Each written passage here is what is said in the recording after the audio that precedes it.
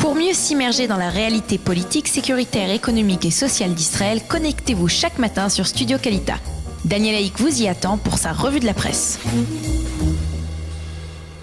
Effectivement, et ce matin, pas de surprise, comme il fallait s'y attendre, le grand titre dans les quotidiens, dans les médias, dans les sites d'information, eh bien, c'est le discours que l'on pourrait qualifier, on va dire au sens propre et au sens figuré, de capital, que le président américain Donald Trump doit prononcer ce matin vers 20h, heure israélienne, un discours de politique générale dans lequel le président américain devrait vraisemblablement annoncer sa décision de reconnaître Jérusalem comme capitale de l'État d'Israël. C'est ce qui semble donc se préciser après l'impressionnante série de conversations téléphoniques que Donald Trump a eu hier avec Binyamin Netanyahou d'abord, mais également avec la plupart des dirigeants arabes, Mahmoud Abbas, le roi Abdallah de Jordanie, le président égyptien Sisi et le roi Salman d'Arabie Saoudite, ainsi qu'avec les dirigeants européens comme Emmanuel Macron qui ont exprimé leur vive opposition à une telle déclaration. Comme le souligne ce matin le Yediot Aharonot, on ne sait pas encore côté israélien si le président américain parlera de Jérusalem réunifiée, mais quoi qu'il advienne, eh bien, tous les observateurs israéliens affirment ce matin dans l'ensemble de leurs analyses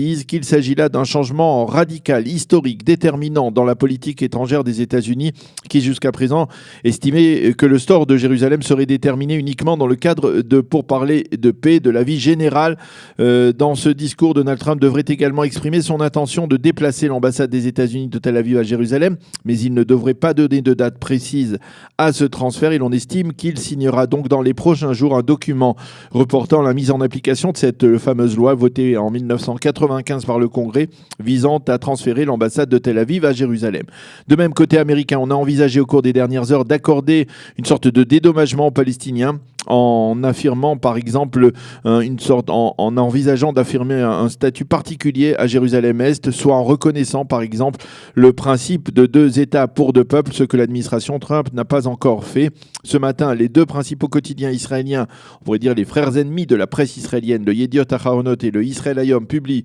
pourtant la même photo en première page, celle de Donald Trump devant le Kotel, le mur occidental, en mai dernier lors de sa visite officielle en Israël. Les journaux soulignent que les proches conseillers de Trump l'ont mis en garde que la proclamation de l'État de Jérusalem comme capitale de l'État d'Israël risquerait de provoquer une vague d'instabilité et de violence dans la région et les menaces proférées par les dirigeants arabes avec lesquels Donald Trump s'est donc entretenu hier, semblent confirmer cette estimation. Parmi les leaders arabes qui ont exprimé leur vif mécontentement, Tayyip Erdogan a été le plus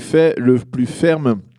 puisqu'il a menacé tout simplement de rompre les relations diplomatiques entre Ankara et Jérusalem. Cette réaction a suscité une réponse non moins ferme de la part du ministre des Renseignements et des Transports Israël Katz, l'un des leaders du Likoud, qui a affirmé qu'Israël ne se permettait pas de déterminer si Ankara était bel et bien la capitale de la Turquie, alors que les Turcs en fassent de même avec Jérusalem. Fin de citation.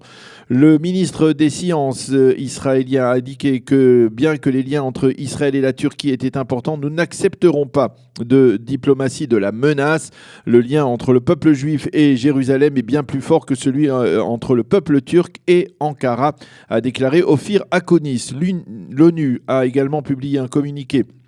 pour exprimer son opposition à la démarche de Donald Trump et l'Union européenne a affirmé que celle-ci ne ferait que rajouter de l'eau sur le feu. Selon les observateurs israéliens, Donald Trump aurait voulu, à travers cette reconnaissance, donner satisfaction à la fois aux milieux évangélistes qui font pression sur lui depuis 1 an pour qu'il agisse de la sorte et à la fois aux Arabes en ne déplaçant pas l'ambassade de Tel Aviv à Jérusalem. Et en marge, le Maariv indique que le Congrès américain a décidé hier de réduire de 300 millions de dollars l'aide américaine à l'autorité palestinienne et ce parce qu'elle n'a pas pris les mesures réclamées par Washington depuis de longs mois pour cesser le virement des salaires aux terroristes palestiniens détenus en Israël.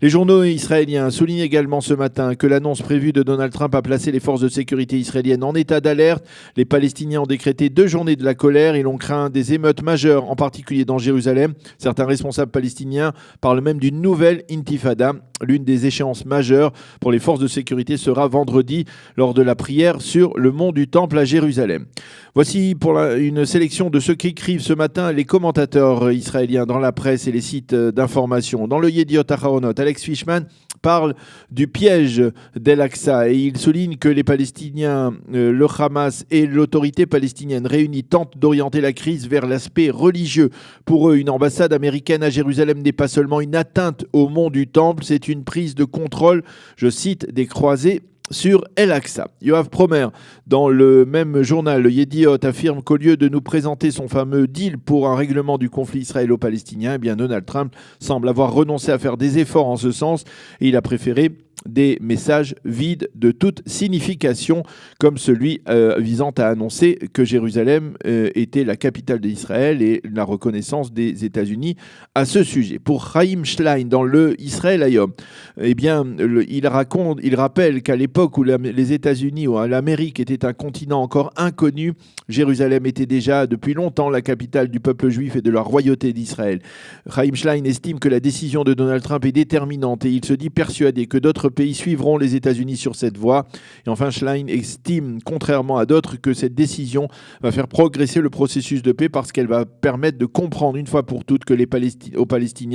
faire comprendre aux Palestiniens que les Juifs qui vivent ici ne sont pas les nouveaux croisés, mais bel et bien les propriétaires de cette terre et de cette ville. Une fois que les Palestiniens auront compris cela, eh bien, il sera plus facile de faire la paix, dixit Chaim Schlein, dans le Israël Hayom. Quant à l'ancien diplomate israélien, Yoram Ettinger, il affirme toujours dans le Israël Hayom que le transfert de l'ambassade américaine à Jérusalem est avant tout un intérêt américain. Pour lui, c'est en cédant aux menaces et au terrorisme que l'on encourage la violence. Le Haaretz, enfin, cite ce matin les estimations de son spécialiste militaire Amos Harel qui explique qu'au sein des forces de sécurité, on se prépare à une vague d'émeutes selon un plan établi de longue date et il affirme aussi que l'échéance majeure sera ce vendredi, comme je vous le disais, donc lors des prières, en particulier sur le mont du Temple à Jérusalem. Le reste de l'actualité, en bref, dans les sites d'information et les quotidiens qui affirment que David Bitan, le président de la coalition gouvernementale, devrait à nouveau être entendu aujourd'hui par les enquêteurs de la police dans l'affaire de corruption dans laquelle il est incriminé. Les enquêteurs devraient le confronter avec les preuves dont il dispose, apparemment des preuves, selon certains responsables de la police, qui seraient particulièrement accablantes. En marge, les sites d'information indiquent que la police a décidé d'exclure de ses rangs une de ses officières, si l'on peut dire, une femme officier de police qui a appelé sur son compte Facebook à aller manifester samedi soir dans les rues de Tel Aviv contre la loi sur les recommandations visant à priver les enquêteurs de la police de recommander au conseiller juridique du gouvernement après l'issue d'une enquête les conclusions à prendre. Eh bien, il s'agit, il faut le souligner, d'une femme officier de la police qui travaille justement dans le département des investigations et son positionnement avait provoqué la colère du ministre de la Sécurité intérieure, Gilad Ardan. Le Haaretz souligne en évidence ce matin la décision de Saad El-Hariri de revenir sur sa démission et de rester Premier ministre du Liban. El-Hariri a fait ce choix après avoir conclu avec ses partenaires au sein de la coalition libanaise un accord selon lequel le Liban ne s'occupera pas des affaires intérieures d'autres États. Nous rendons hommage à notre leader pour s'être rétracté, ont déclaré hier les membres du cabinet libanais. Et puis...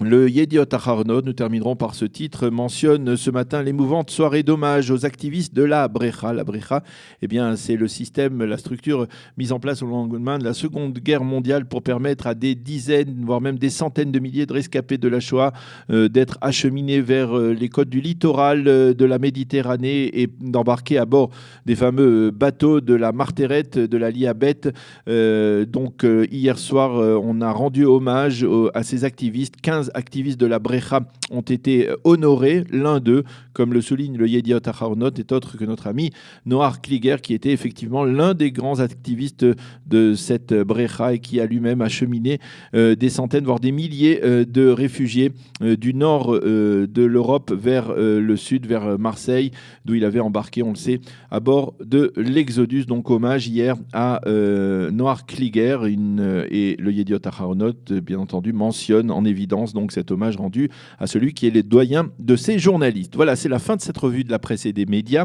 Il est très exactement 8h30 sur Studio Kalita. Nous marquons une petite pause et on retrouve notre invité, l'invité de la rédaction, Igal Palmor, pour commenter l'actualité brûlante et la décision de Donald Trump de reconnaître Jérusalem comme capitale de l'État d'Israël.